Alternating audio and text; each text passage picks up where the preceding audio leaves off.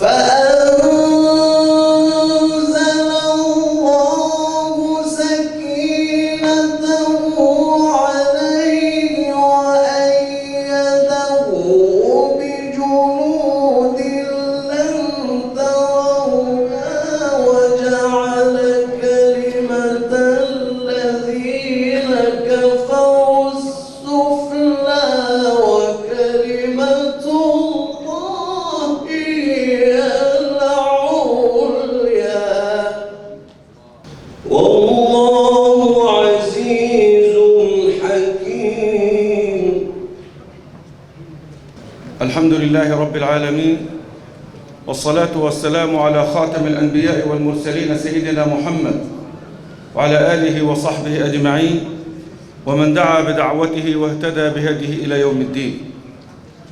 أما بعد، معالي الأستاذ الدكتور علي أرباش رئيس وقف الديانة، حضرة الأستاذ الدكتور علي القرداغي رئيس الاتحاد العالمي لعلماء المسلمين، حضرة الأستاذ الدكتور محمد برماز رئيس معهد التفكر الإسلامي، حضرة الأستاذ الدكتور عصام البشير رئيس مؤسسة أمناء الأقصى، كذلك الإخوة جميعا أصحاب الفضيلة والسعادة والسماحة، حياكم الله، وكذلك الإخوة المحررون من سجون الاحتلال في هذه الصفقة الأخيرة، أصحاب الفضيلة العلماء والعالمات والضيوف الكرام، كل باسمه ولقبه وموقعه.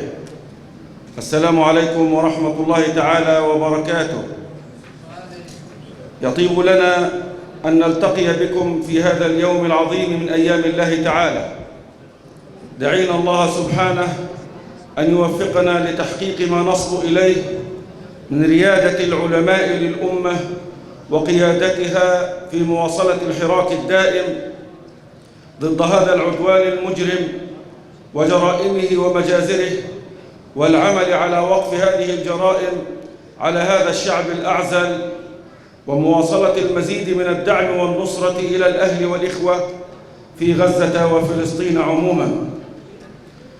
ولما كان للعلماء من مكانة عظيمة عند الله، ثم عند نبيه صلى الله عليه وسلم، ثم عند الأمة كلها، من ذلك ما قاله الله تبارك وتعالى بعد أعوذ بالله من الشيطان الرجيم: شهد الله أنه لا إله إلا هو والملائكة وأولو العلم قائما بالقسط لا إله إلا هو العزيز الحكيم.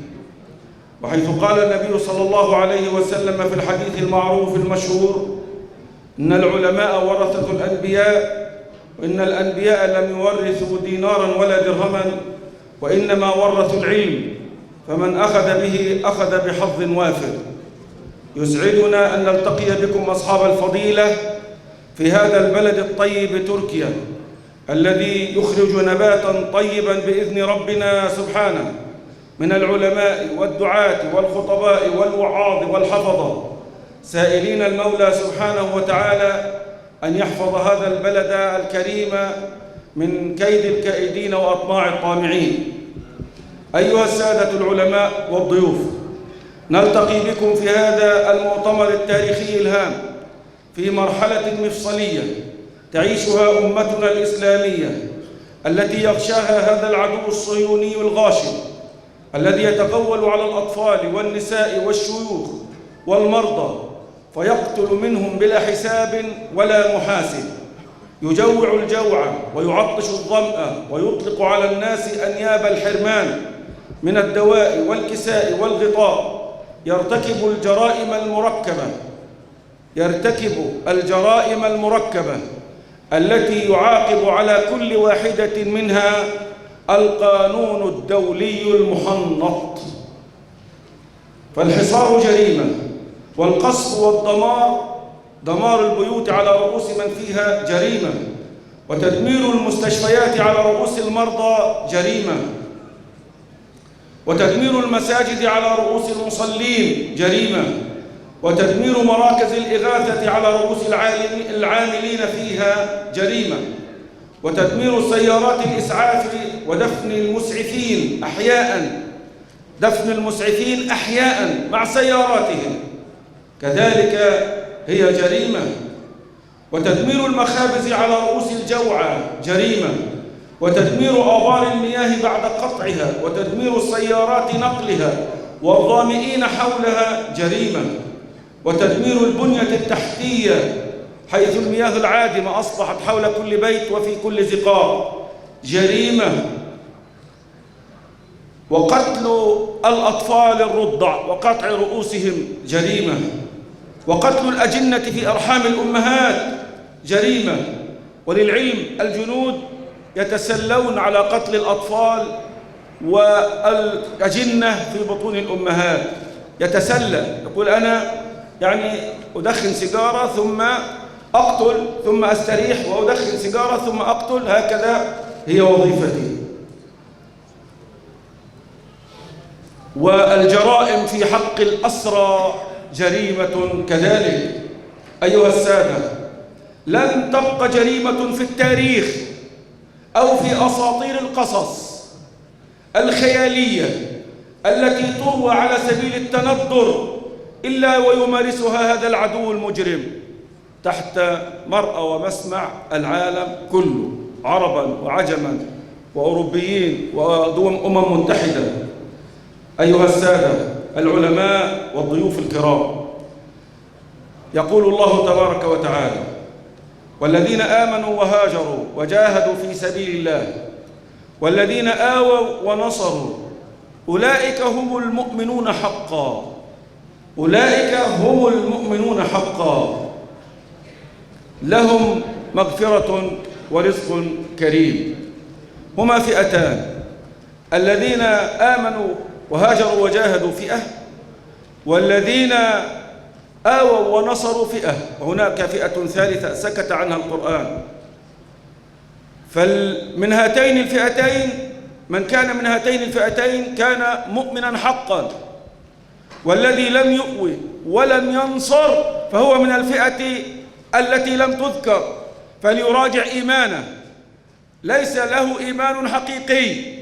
المؤمنون حقا مذكورون هنا فقط لا سواهم. إخواننا أصحاب الفضيلة، إننا على يقين أن استغاثة المساجد في غزة، وبطبيعة الحال في الأقصى، وكذلك في المسجد الإبراهيمي في الخليل، إن استغاثة المساجد في غزة قد طرقت قلوب المؤمنين وعلى رأسهم علماء الأمة. هذه الاستغاثات طرقت قلوب المؤمنين وعلى رأسهم علماء الأمة، وأخص الخصوص علماء تركيا.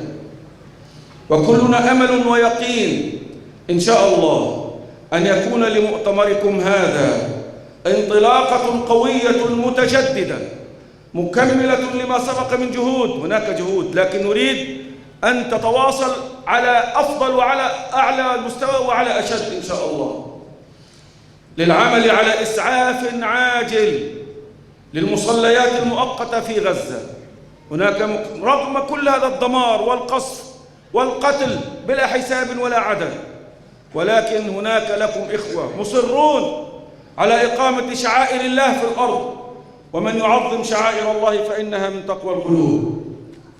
وكذلك كفالة الدعاة، هؤلاء الدعاة يقومون بتثبيت الناس وتعزيز إيمانهم بقضاء الله تعالى وقدره، وزيادة ثقتهم بنصره وهلاك أعدائه، وهذا يقين.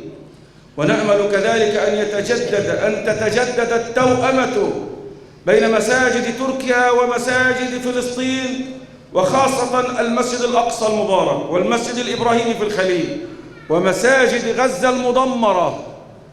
أكثر من 80% يا إخوان من المساجد في غزة تم تدميرها تدميرا كليا. ومساجد غزة المدمرة لتعود صيحة الله أكبر، صيحة التكبير والتهليل، تجلجل في أرجاء المعمورة وتزلزل أركان العدو الفاشي النازي الجبان المجرم. إخواننا الكرام، سيكون كما تعلمون إن شاء الله من خلال هذا المؤتمر فقرة خاصة لبيان ما آلت إليه أحوال إخوانكم وأخواتكم في هذا البلد المكلوم غزة وسائر أنحاء فلسطين. في الختام إخواننا وأخواتنا، أتوجه بالشكر الجزيل لجميع إخواننا الحاضرين معنا، العلماء، الضيوف الكرام، أصحاب الفضيلة جميعا، وعلى رأسهم كما ذكرنا أصحاب الفضيلة الكرام، وكذلك ضيوفنا الذين شرفونا في هذا المؤتمر الهام.